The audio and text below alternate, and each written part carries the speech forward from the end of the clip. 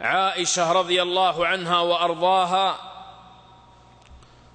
تقول: دخل علي رسول الله صلى الله عليه وسلم. قالت: وكانت ليلتي. أين دخل عليها يا أحباب؟ دخل عليها في حجرتها. إيش هذه الحجرة؟ حجرة صغيرة مبنية بالطين والحجارة، وسقفها جريد النخل وسعف النخل وأعمدة وجذوع النخل، ما فيها تلييس، ما فيها إضاءة، ما فيها كهرباء، حجرة صغيرة. ومن صغر يا أخوان الحجرة الصغيرة، هذا بيت عائشة، هذا بيت الرسول عليه الصلاة والسلام، يعيش فيه يوم كامل، يجلس في هذه الحجرة مع عائشة. ما هو الفرش الموجود في هذا البيت؟ لا فرش فيه، ما في حجرة الرسول لا سجاد ولا موكيت، ما هو إلا الحصى.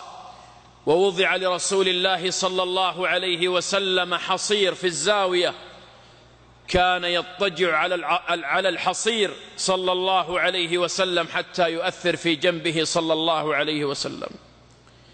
في هذه الحجرة تقول عائشة: نام النبي صلى الله عليه وسلم ووضع رأسه في حجري. النبي عليه الصلاة والسلام يا إخوان صلوا عليه وسلموا تسليما، وضع رأسه في حجر عائشة ونام. بينما هو نائم نزلت دموع عائشة رضي الله عنها وسقطت على وجنتي الرسول عليه الصلاة والسلام. فقام وجلس ونظر إلى عائشة، قال: يا عائشة ما لك تبكين؟ ما لك تبكين يا عائشة؟ تخيلوا يا أخوان عائشة في تلك اللحظة في ماذا تفكر؟ هل كانت تنظر إلى الحجرة وهي صغيرة وطين وحجارة وجريد نخل وتقول في نفسها: يا ليت أن عندي قصر وعندي فرش وعندي سجاد وعندي حجرة أكبر من كذا وعندي من الأرزاق والبيت فاضي وما عندي أكل ولا شرب؟ هل كانت عائشة تفكر في هذا ثم بكت لضيق العيش؟ ما لك يا عائشة تبكين ولم الدموع؟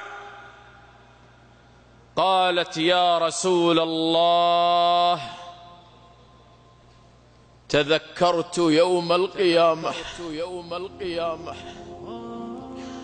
عائشة رضي الله عنها يا أخوان في تلك اللحظات تفكر في يوم القيامة. يا رسول الله تذكرت يوم القيامة، هل تذكرون أهليكم يا رسول الله يوم القيامة؟ هل يذكر الرجل زوجته؟ هل ستذكر عائشة يا رسول الله يوم القيامة؟ هل الرجل يتنبه لزوجته وأبنائه؟ هل يتنبه الرجل للزوجة؟ هل تذكرون أهليكم يا رسول الله يوم القيامة؟ قال صلى الله عليه وسلم: يا عائشة أما في 3 مواطن فلا يذكر أحد أحدا. 3 مواطن يا عائشة ما أحد يذكر أحد، ما أحد يلتفت إلى أحد، ما أحد يتنبه إلى أحد. أما في 3 مواطن يا عائشة فلا يذكر أحد أحد. قال: يا عائشة عند الصراط حتى يعلم العبد هل يجتاز الصراط إلى الجنة أم يسقط في النار. يا عائشة يا عائشة وعند تطاير الصحف حتى يعلم العبد هل يأخذ كتابه باليمين أم بالشمال. يا عائشة وعند الموازين حتى يعلم العبد هل يثقل ميزانه بالحسنات أم يثقل بالسيئات. وأنس رضي الله عنه يقول: يا رسول الله أطلب منك أن تشفع لي يوم القيامة. قال صلى الله عليه وسلم: أفعل يا أنس. قال: إذن يا رسول الله أين أجدك يوم القيامة؟ أين أجدك؟ أعطيني موعد لهذه الشفاعة. أين أجدك؟ أين أطلبك يا رسول الله يوم القيامة؟ قال: يا أنس اطلبني أول ما تطلبني عند الصراط. ماذا يفعل يا إخوان النبي عليه الصلاة والسلام عند الصراط؟ الرؤوف الرحيم ماذا يفعل؟ يقف عند الصراط، كلما مر رجل من أمته دعا له وقال: يا رب سلم سلم، يا رب سلم سلم، يشفق على أمته. قال: تجدني عند الصراط. لقد جاءكم رسول من أنفسكم عزيز عليه ما عنتم حريص عليكم بالمؤمنين رؤوف رحيم. أول ما تطلبني يا أنس عند الصراط. قال: يا رسول الله فإن لم أجدك عند الصراط؟ قال: يا أنس اطلبني عند الحوض. ماذا يفعل يا إخوان النبي عليه الصلاة والسلام عند الحوض؟ عند الحوض يغرف بيده صلى الله عليه وسلم ويسقي أمته من الحوض. يسقي أمته، كلما جاءه وفد سقاه النبي عليه الصلاة والسلام، يغرف من الحوض ويسقي أمته. قال: فيأتي أقوام فتذودهم الملائكة، تدفعهم الملائكة ألا يصلوا إلى الحوض، فينظر عليه الصلاة والسلام فيقول: يا ربي أمتي أمتي، هؤلاء من أمتي، لماذا الملائكة تدفعهم؟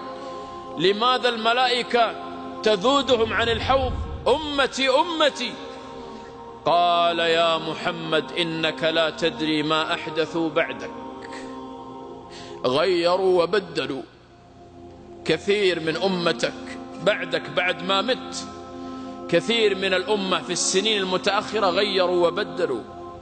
الواحد منهم ما يفكر في الإسلام، ما يفكر في الدين، ما يفكر في الإيمان، يفكر في شهوته فقط.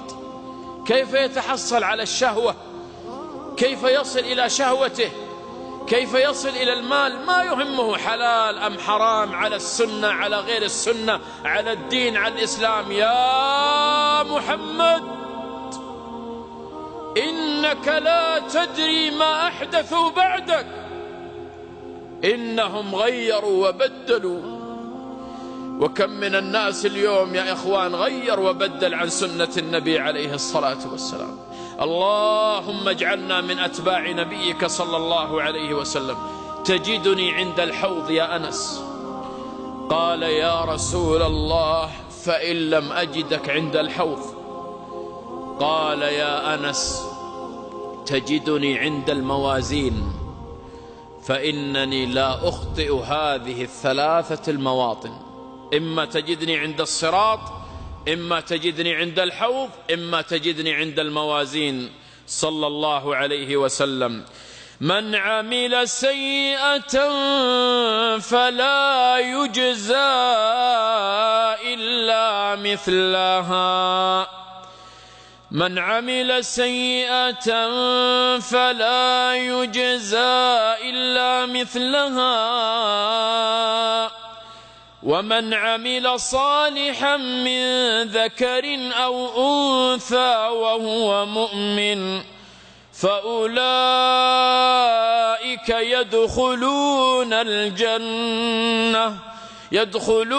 الجنة يرزقون فيها بغير حساب.